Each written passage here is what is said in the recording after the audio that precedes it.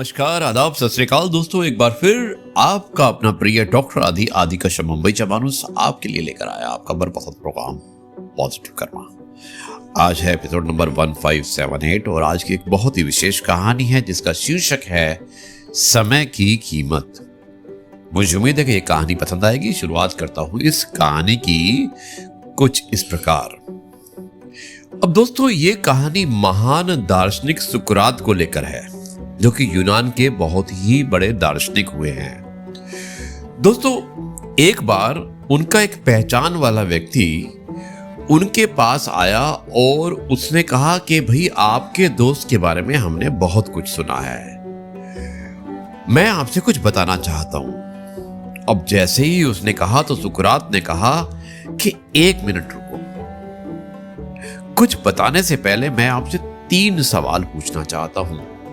3 परीक्षण हम करेंगे और अगर वो परीक्षण सही हुए तो आपको जो कहना है आप मुझे कह देना।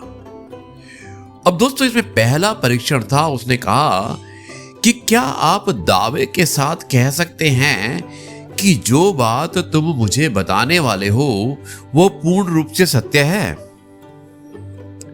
इस पर उसके दोस्त ने जवाब दिया कि नहीं, पूर्ण रूप से सत्य तो नहीं है।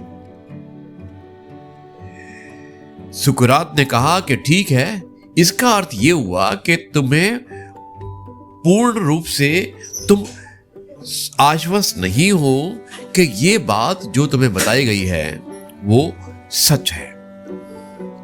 उसने कहा कि चलो दूसरी बात करते हैं, और दूसरी बात के लिए उसने कहा कि मेरे दोस्त के बारे में तुम जो बताने जा रहे हो, क्या उसमें कोई अच्छाई है? अब इस बात को सुनकर उस व्यक्ति ने कहा कि नहीं, बल्कि वो तो, और इतना कहकर वो चुप हो गया।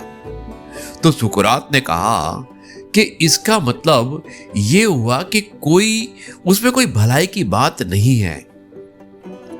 खैर, अंतिम जो मैं आपको परीक्षण लेना चाहता हूं वो इस प्रकार है कि जो बचा हुआ परीक्षण है, अंतिम परीक्षण, तीसरा परीक्षण, वो ये है कि उपयोगिता की।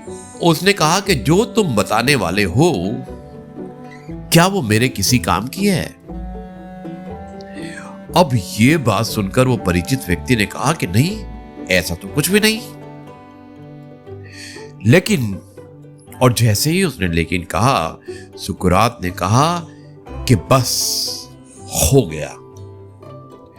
जो बात ना तो सत्य है, ना ही अच्छी है, और ना ही मेरी भलाई की है, तो मैं उसे जानने में अपना कीमती समय क्यों वेस्ट करूं?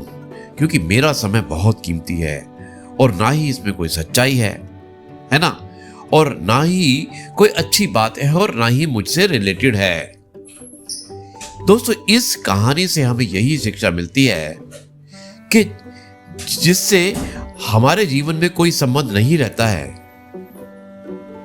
और हम व्यर्थ ही समय बर्बाद करते रहते हैं। समय बहुत कीमती है, इसे अपनी और दूसरों की भलाई में लगाएं। शायद यही सच है और हमें इसी बात का अमल करना चाहिए।